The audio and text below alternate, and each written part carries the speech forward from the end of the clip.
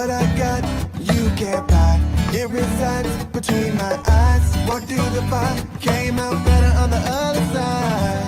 See, life's like a beach if you find the same. And right now, I'm feeling like 100 grand. You are listening to Inspired Insider with your host, Dr. Jeremy Wise. Dr. Jeremy Weiss here, founder of InspiredInsider.com, where I talk with inspirational entrepreneurs and leaders. Today is no different. I have Amit here. He is the founder of Xtras and G-nie, which is G-nie.io. And Amit, before I formally introduce you, I always like to point out other episodes of the podcast people should check out. Since this is part of the Israel Business Leader series, I had Yuri Adoni. He's the author of Unstoppable Startup. He spent 20 years in high tech, 12 years at Jerusalem Venture Partners. And he has the book, which is Mastering, the Unstoppable Startup, Mastering Israel's Secret Rules of Chutzpah. Okay, that was a really good one. I don't know if you've heard of that one, Amit, but it's a good book. Maurice Navon of Mobileye. He talks about Mobileye and their journey to being acquired by Intel for $15.3 billion. But what struck me about that journey is that, it has a lot of ups and downs. And he had to go back to his family at points in the journey to say, we can't do extracurriculars, we can't eat out anymore, we can't do the niceties because we're in the lean times right now at Mobileye. And so just the entrepreneur journey is a crazy one. So check those out and on inspiredinsider.com. And this episode is brought to you by Rise 25. At Rise 25, we help businesses give to and connect to their Dream 100 relationships. And how do we do that? We actually do that by helping you run your podcast. We're an easy button for a company to launch and run a podcast. We do the accountability, the strategy, and the full execution of it. And we call ourselves the magic elves that are running in the background to make it look easy for the host and the company to create great content and build great relationships. For me, the number one thing in my life is relationships. I'm always looking at ways to give to my best relationships. And I found no better way over the past decade to profile the people and companies I most admire and share with the world what they're working on. So if you've thought about podcasting, you should. If you have questions, go to rise25.com. And I'm excited to introduce Amit Oestreicher, and he's the founder and CEO of G-nie and Xtras. There's two platforms that are transforming the on-demand workforce industry in Israel and beyond Israel. With over 10 years of experience as a founder, he's built and scaled both platforms from scratch. And G-nie, which we'll talk about, is a SaaS platform for flexible workforce management, and it solves some of the labor market's biggest pains for businesses of all sizes and industries. And Xtras is Israel's largest on-demand workforce platform. It has more than 20,000 active users, creating the future of work for workers and employers. And, he's used some of the innovative technology, and they provide that for businesses with on-site workers on demand in a matter of hours. And it could be for a day, it could be for weeks, it could be ongoing. And what's interesting about, your company, unlike some of the gig economy, is you actually take, full responsibility and employ these people, even though they can kind of work in various things. And I know from G-nie, there's recruiting, scheduling, managing, all that's on site. And so we'll talk about that. But you are an expert in on-demand staffing and gig economy. So thanks for joining me. Thank you very much for the opportunity to talk. I know I mentioned Xtras and G-nie, but if you could just take a second and tell people about Xtras and what you do, what it does for companies. Well, Xtras is the biggest workforce management platform. We help businesses solve their manpower crisis, even for a day, if they want a worker for a day, for a few hour gig, or to build them a team for a longer term that can, fluctuate between seasonality and the number of workers depending on project size and things like that. And as you said, we take full responsibility over the whole process, from the recruitment stage into the interviews, the scheduling, and we manage them and employ them for the businesses that use our services. Where did you get the idea for this? Because it's pretty remarkable to have, that many, you built this from scratch. Yeah, Where'd you get the idea? I was working most of my life in the events industry. I was working in venue halls. I was an event producer, and in 2013, 10 years ago, I needed staff for my event. I was, searching everywhere. When I was young, my friends worked for me. I was calling my friends, hey, I need a waiter or two. They can't work, and then they grew up. They had families. They had mortgage, and they don't wanted to work in that kind of businesses anymore. So I was missing like dozens of people for the weekend. And I knew that if I had a pool of workers, I would, send the word out and someone would say, yes, I want to take that job. But I didn't have that, kind of pool of people. And I asked myself, why don't I have a button that when I push it, all my workers will come? And then I decided to develop that button. And then Xtras was, created. What kind of companies use Xtras? So when we launched in 2015, we started with the events industry, which was very easy for me because I understood the need and the pain. And I had clients all over Israel friends that wanted to use the services. And then we expanded into the hotels industry. So we were mainly in hospitality. And during COVID, everything was shut down in like 2 days. And instead of like staring at the wall and saying, okay, the business is dead, I understood that there's a vacuum because this is the platform that's connecting between demand and supply, between businesses that need workers and workers that are looking for jobs. So then we expanded quickly into agriculture. We went into operational. We moved into factories, laboratories. We moved into, we did a lot of business development during that year. And then it became a platform that's working not only in gigs and in few-hour gigs, but in longer term of short-term project and jobs.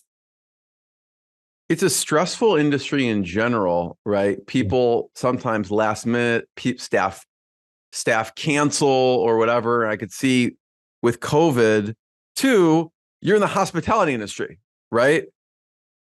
That's probably why you have no hair. I mean, this sound, the hair and the but and you the you pivoted, right? And you had to pivot quickly. Talk about, I mean, you say it kind of casually now, but at the time, overnight, you lose your clients, right? Yeah. So what were you thinking and what did you do to keep your head on to actually move forward? Well, it was one of the most stressful moments in my life. When everything was shut down, really, the phone didn't stop ringing to cancel everything. And at one point, I stopped answering the phone because I knew what's going to be on the other side. And I stared at the wall for practically 24 hours. Like, it was just before the Jewish Halloween, Purim. It was supposed to be like a big, gigs for in the platform, and there was a lot of jobs there, and we were supposed to launch new features and everything. It was supposed to be the starting of an amazing year, and in one day everything is canceling. So I really stared at the wall for 24 hours, and then I called all my staff and told them, okay, everything is shut down, but we have an opportunity here to start a new thing. Let's grab the phones and find everyone that's willing to hear us out and understand that we have a solution. And we just expanded everywhere, and in less than a week we started to work again. So you were thinking, okay, this industry shut down, what's not shut down? So talk about the pivot and what companies actually you did start working with at that time. Started to work with agriculture company. It was the first quarantine. There were millions of unemployed people here in Israel. It was all shocked. It was the time that the whole world thought that the zombie attack is coming and everybody's going to die. So there was a huge shortage of people like everywhere. And a friend of mine connected me into the big agriculture company.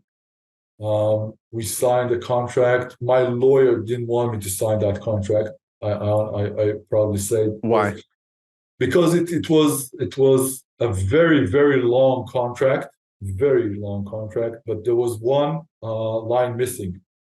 How much money am I going to get from that work? And he said, Amit, you're not going to sign this contract because they're not going to pay you. And I told, okay, you know what? I need to start moving forward, and they want people in the field tomorrow, and I can bring them the people. It's an IPO'd company. It's a big company. They don't want to get sued. I'll find a way to solve it out. Let me start working again. He said, okay, it's your responsibility because I'm not letting you signing this contract. And I did, because, there was something that needed to be done. And people waited in line because it was the first quarantine. Nobody got out of their homes because everybody thought they're going to die. And people just begged for a permission to go out from their house, because they're locked down for weeks. I need to go out, give me a permission. Tell everybody that I have a work to do. They want to volunteer, really. They didn't want any money, just want to breathe fresh air, just like prisoners, seriously. So the agriculture industry, and also you were mentioning labs, COVID labs. Yeah, what happened with that? Yeah, well, one day we had a phone call of a VPHR of one of the biggest COVID labs here in Israel, who was introduced to me, and she asked me, it was Friday. No, it was Thursday. And she called me and said, okay, we are starting to build a lab and we'll need staff to run the labs. And can you build me a staff of 30 people for next week that can do instructions and all that kind of things? And yeah, for sure, I can do that. And that was Thursday. And then she called me Friday, the next day, and she asked me, you remember me? I'm the one from yesterday. Can you bring me people now? And I asked her, how now is now? And she said, now. And I told, okay, I can't bring you people now, but I can bring you people in 2 hours. I said, okay, so start bringing them in 2 hours. And I told, but what about the people for next week? He said, no, forget next week. Start now. And then we brought her people in like 2 hours, and then she called me and said, okay, so you're bringing people for the evening shifts and for the night shift and for tomorrow as well, right? Said, okay, let's start rolling. And in like 24 hours, we built a staff of dozens of people. We were running like almost 100 people a day in shifts, scheduling through trainings and through all of that. And we did that like in a minute. What made you decide you took a little bit different approach, right? Because you actually, I think you were mentioning, employ the people, even, so it's different from, like an Uber or something where they're not really employed by the company. They're just kind of a gig worker and work on demand. Why did you take that route? Well, I have a little problem. I'm a people's person. I love people. I manage and employ people for almost 25 years. And, I read researchers, and I'm Generation X. And when you're talking about Generation Y and Z, they tell them people that they're lazy, that they don't want to work, and all those kind of things, when you talk about the younger generations. But, the researchers say that when you ask the younger generations what they think about the labor market, they say, we're great workers. We just don't want to work in your way. We want to work in our way, which is flexibility and the ability to choose the way of life. And it was an experiment to say, okay, let's give them the ability to work whenever they can and want, and let's see what happens, And I understood that it's really working, because when you give them full flexibility on one hand, and you give them the assurance that they have someone to talk to, and if they have any problem, someone is taking care of it, and they can work in several businesses, and they get one salary from one employer, which is us. It gives them peace and quiet. It lowers their retention. They don't want to leave because they understand the value of the platform and the advantages that we give them.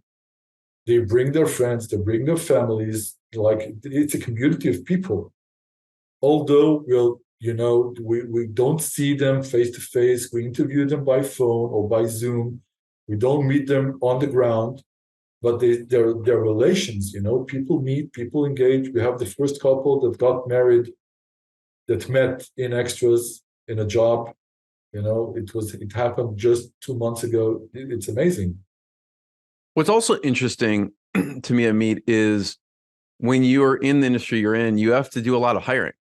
And you also have to get feedback and make sure, okay, we're hiring a lot, but, just like if you're an Uber, there's there's a lot of technology behind that in the rating system and everything. So I'd love to hear, first, we'll talk about your hiring process, how that looks like. And then how did you incorporate feedback? So people yeah, I love this person. They were amazing. Or, when dealing with people, there are people that don't show up also, right? So talk about the hiring process that we could all learn from. What do you do? Because you are hiring a higher volume probably than most companies.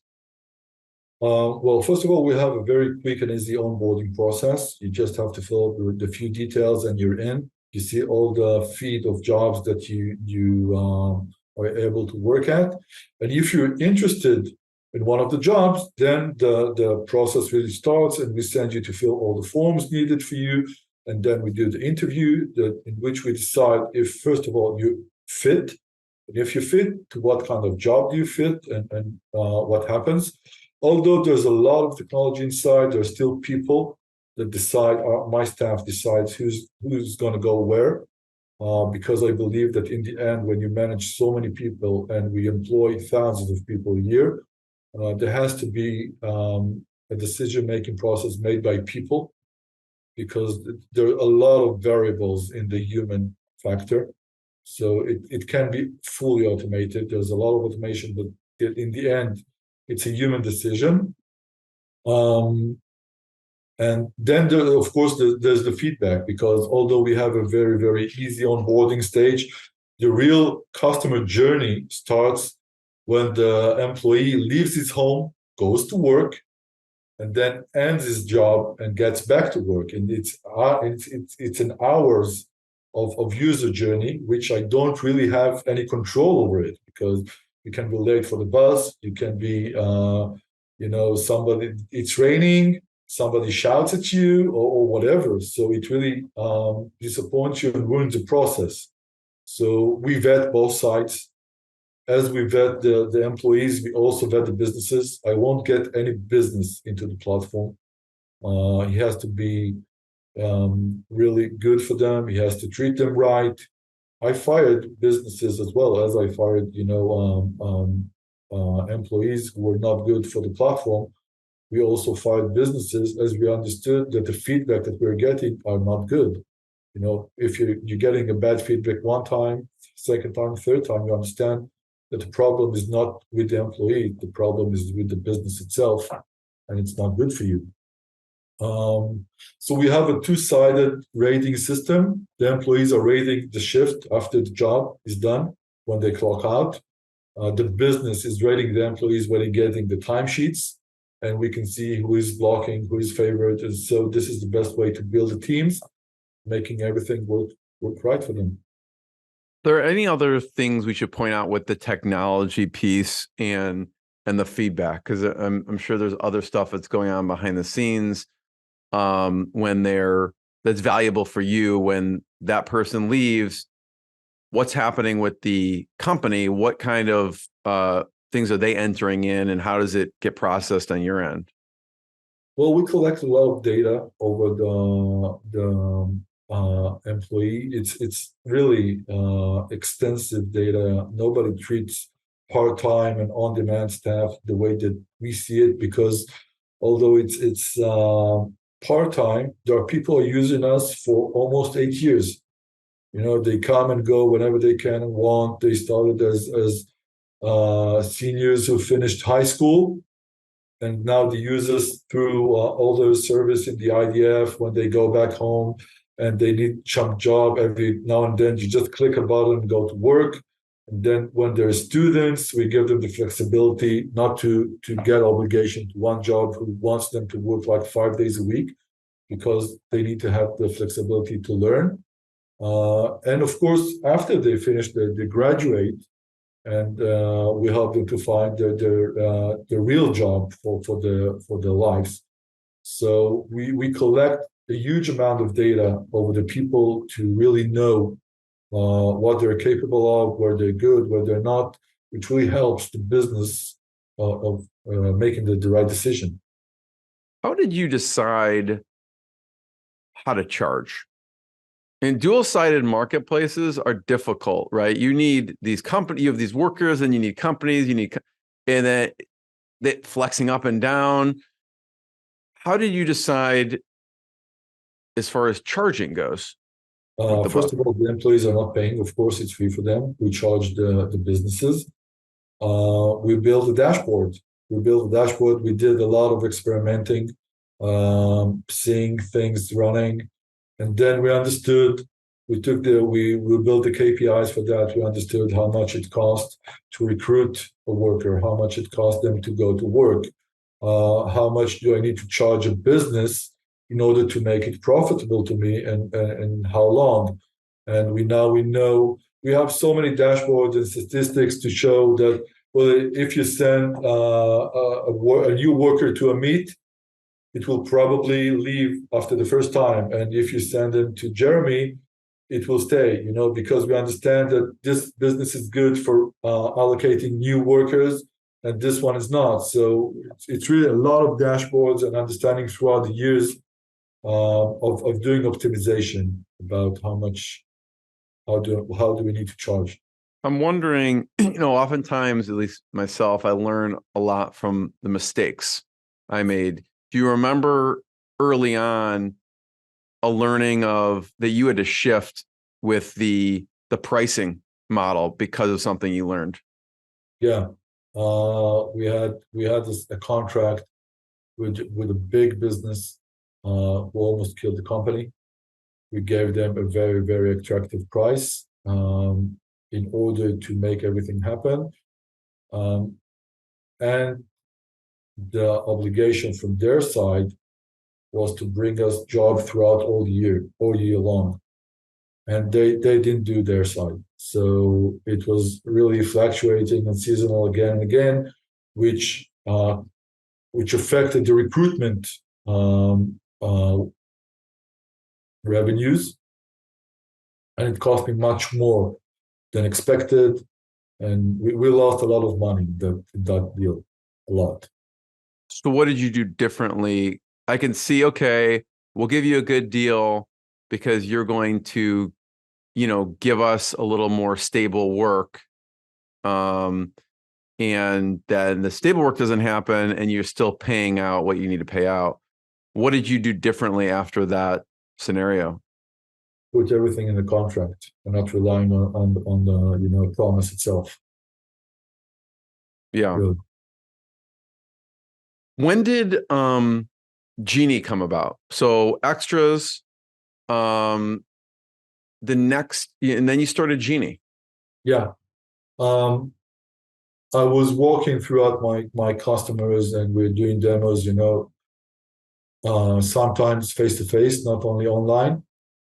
And I realized that I'm sitting with them and doing the onboarding for their side of the platform, and just looking over my shoulder and saying, okay, you're giving me a portal to make the orders and seeing the timesheets and the invoices and the staff and everything, but what is the admin that you're using here for yourself? I want that admin for myself as well, to manage my own co-workers, because you've built something amazing for yourself.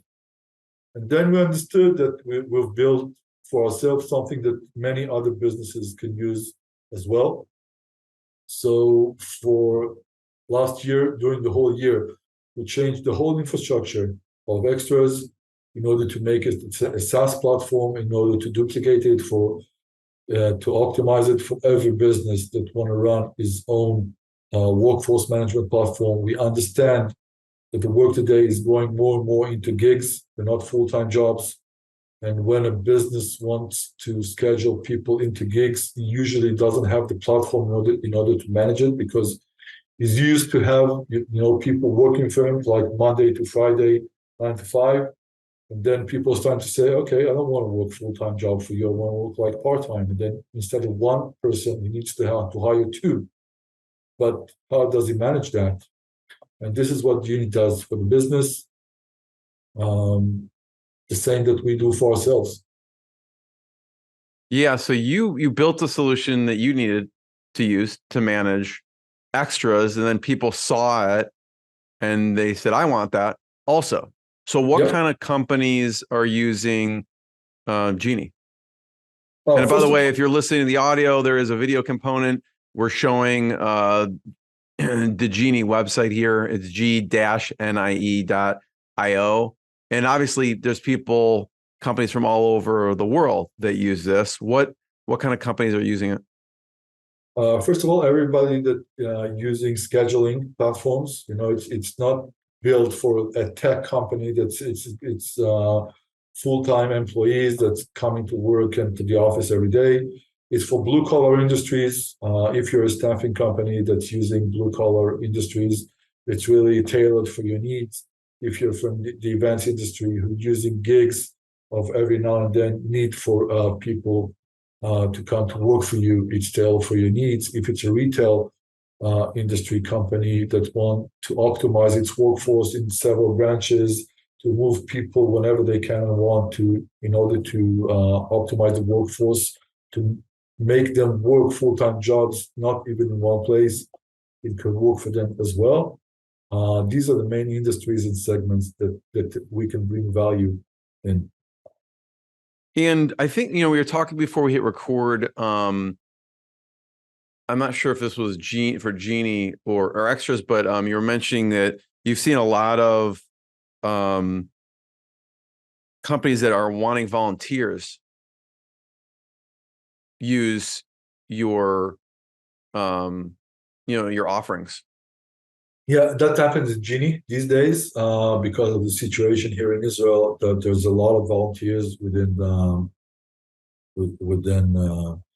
Israel that volunteer like everywhere, and it's everything that happened overnight.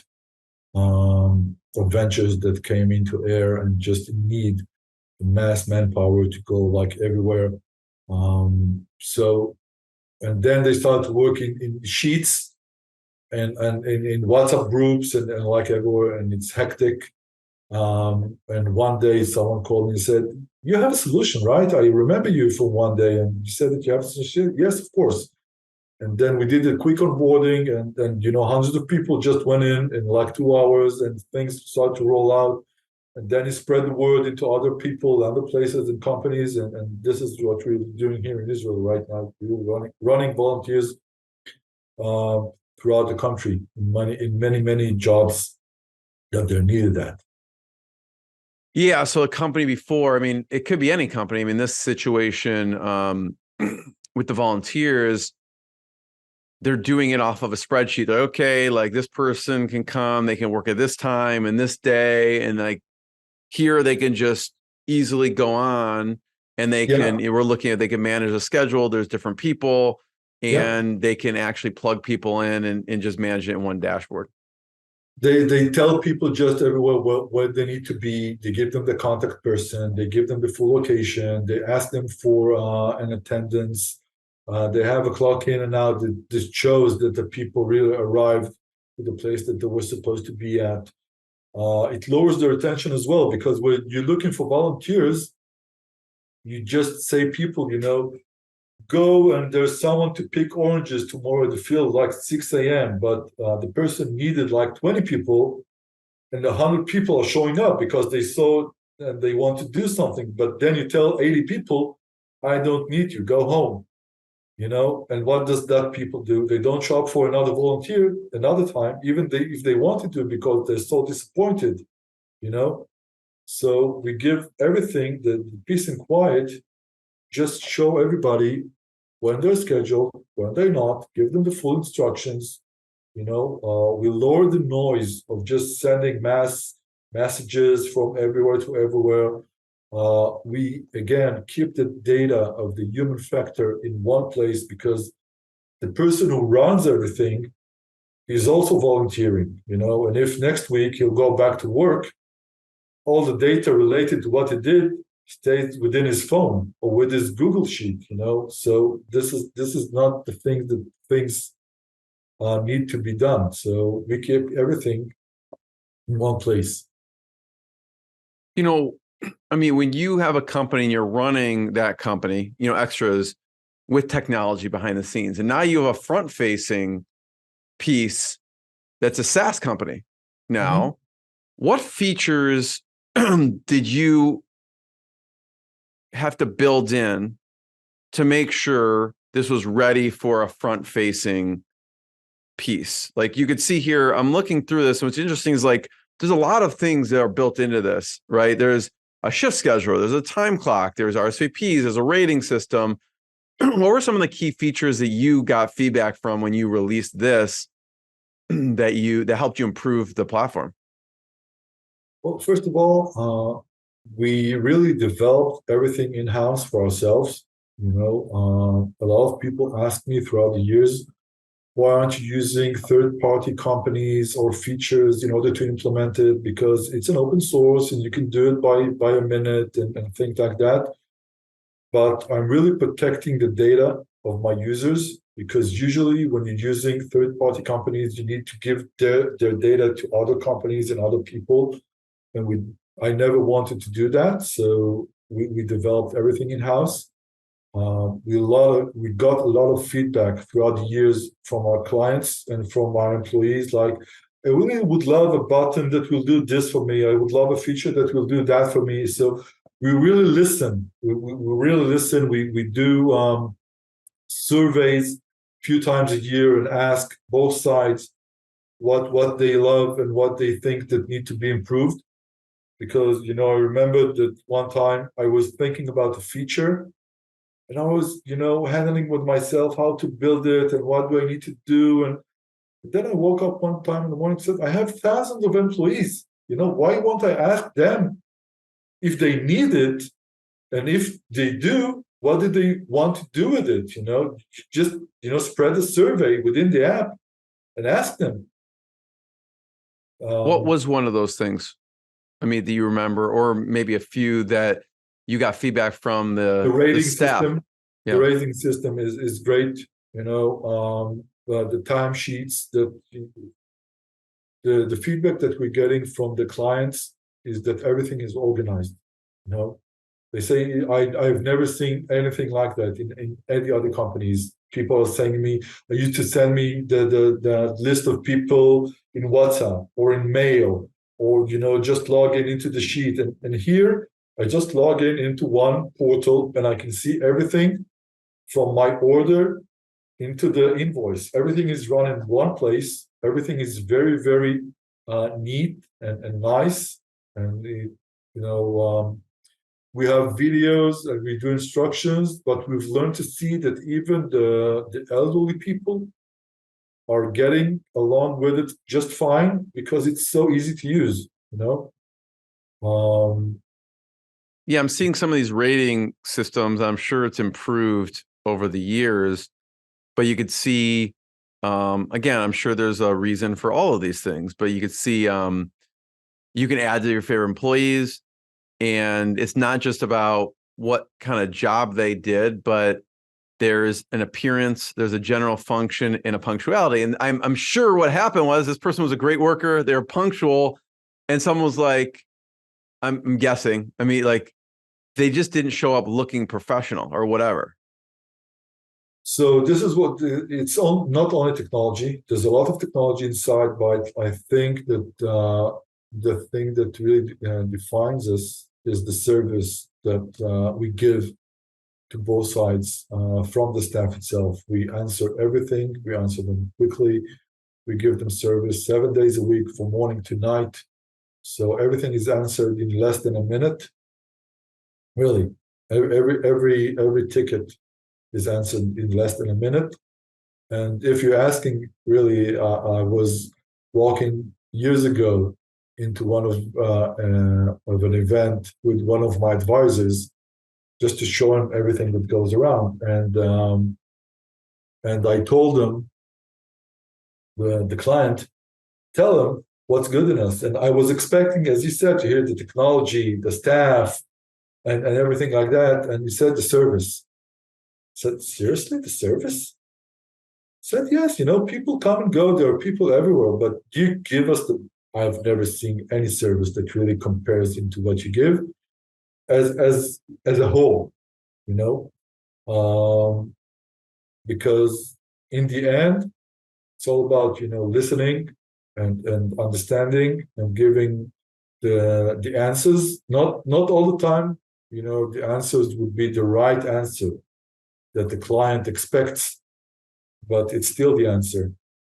And by the way, both of them are clients. The workers are also clients, and I see them as much important clients than the one who actually pay. Because if they're not happy, if they won't be any employees that want to go and grab that job, this company wouldn't survive, even if the client would pay me $1 million for each worker. Somebody needs to say, yes, I want to do that job, and they need to be happy. They need to be satisfied. So they're much more important to me than the businesses that are paying for this company.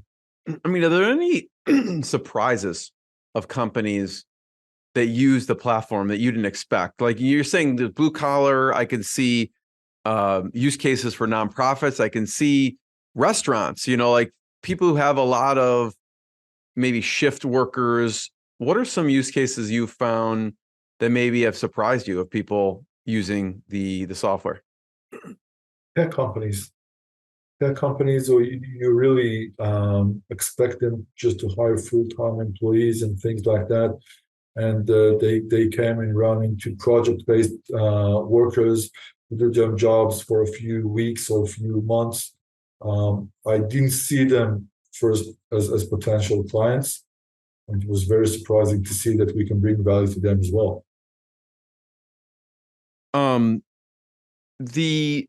We mentioned COVID, right? Your client base evaporates overnight because you're in the hospitality. Then October 7th hits, right? What happened? Where were you when that everything went down? Well, October 7th was Saturday. I just came from the flight the day before. I was jet lagged. I fell asleep on my sofa. I woke up in 6:30 to sirens. And fortunately, here in Israel, we're used to sirens here and there. And I asked myself, really, is there a siren right now? Okay. And sirens, for people don't know, means? Yeah, missiles. So sirens because of missiles firing from somewhere. So I just ran into the shelter.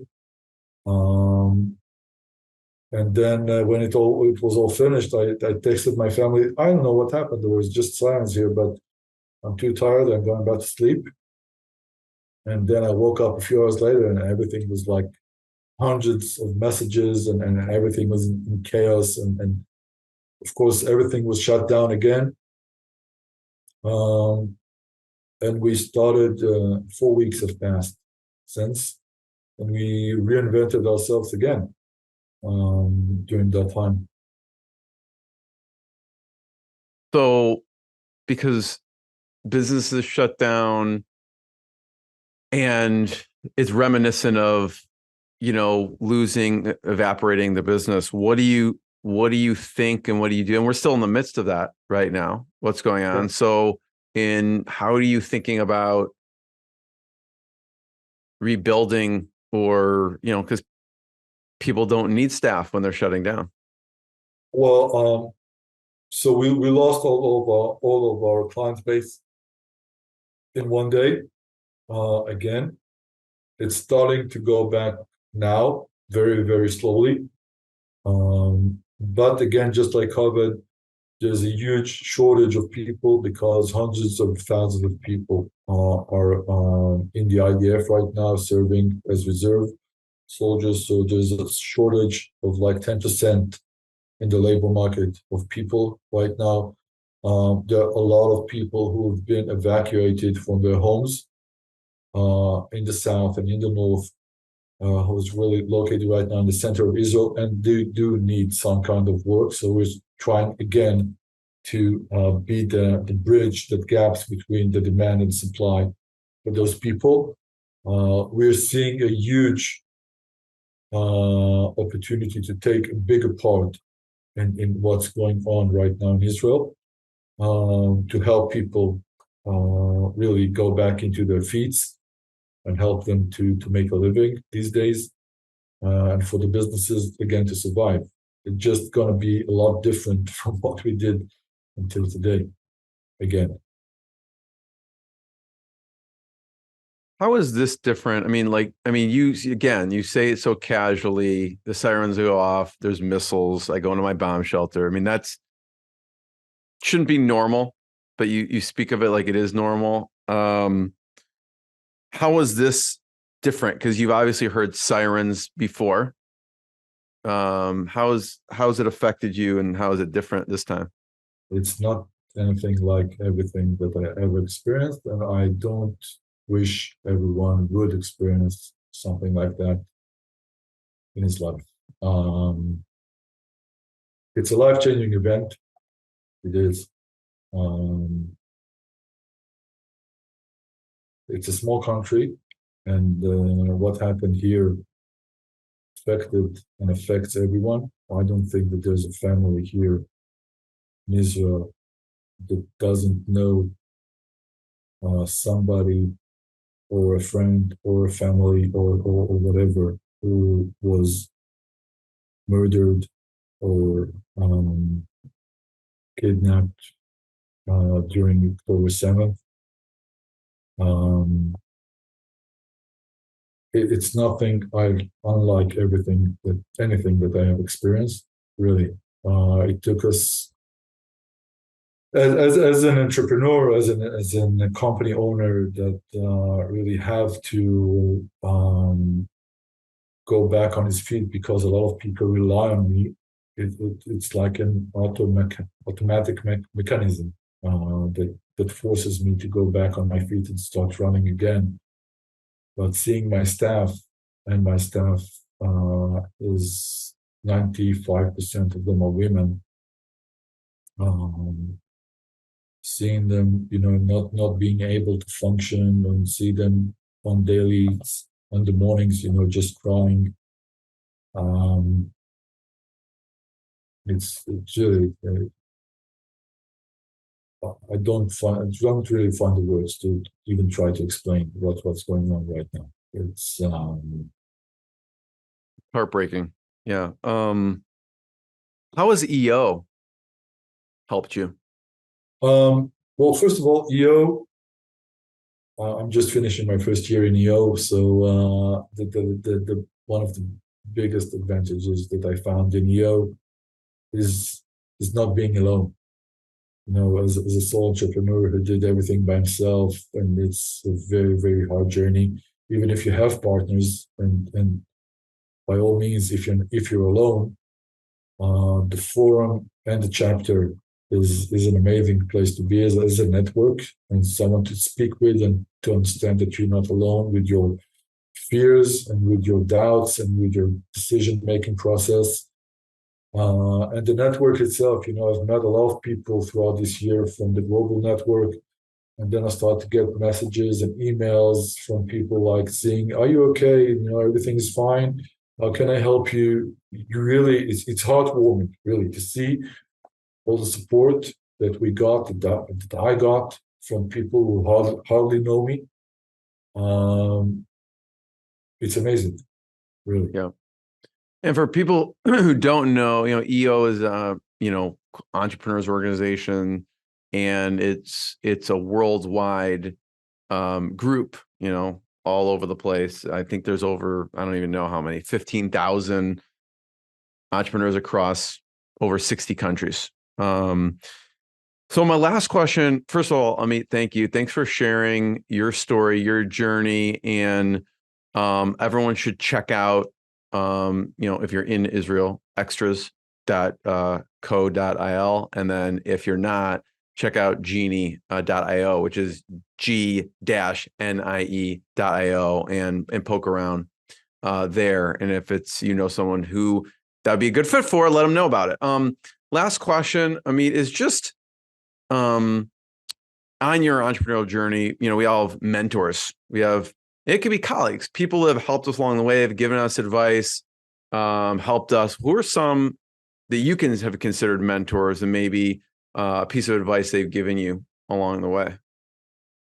Well, fortunately, I met a lot of amazing people throughout the way. Although I'm a sole entrepreneur, I wouldn't be here if I didn't have amazing advisors and people who helped me just because they wanted to help. Really, it did. But one of the biggest advice I could give is just treat any advice as an advice, because it's only an advice. I made a lot of mistakes because people gave me advices, and I said, wow, this is just, I just spoke with a billionaire and he gave me an advice. He has to be right, but his advice was for his journey, not for my journey. But every journey, we have one mountain to climb on, but there are many paths to go to climb into the on it. So each journey is very unique, and listen, but don't go and run to do everything that people tell you to do. Yeah, that's one of the things I love about EO is that people aren't giving advice, but they're actually just sharing their experience, and then we just take what is helpful for us from that experience, right? Exactly. But is there a mentor that sticks out, like when you lose all your clients overnight, and twice that you call to just for whatever reason? Who are the people you lean on in the business world that you call on just to whatever it's for? My lawyer, because not because he's my lawyer, because seriously, because he's a very known businessman, and he built everything with his 10 fingers, and he built a few businesses, and he's an amazing person that I'm really proud that he's taking the time even to listen to my questions, and I'm really happy to be a lot of times the as you say, the stupidest man in the room. Just learn from people's experiences and the thoughts that they're willing to share with me and what they did in the past that maybe can help me. He's one of them. Is there a firm name we should give a shout out to? Efrati Galili. How do you spell that? How do you spell it? Efrati, E-F-R-A-T-I, Galili, G-A-L-I-L-I. Cool. Well, I want to be the first one to thank you. Everyone check out more episodes of the podcast. Check out Xtras and G-nie.io, and we'll see everyone next time. Amit, thanks so much. Thank you. What I got, you can't buy. It resides between my eyes. Walked through the fire, came out better on the other side. See, life's like a beach if you find the sailing right now. I feel like $100 grand.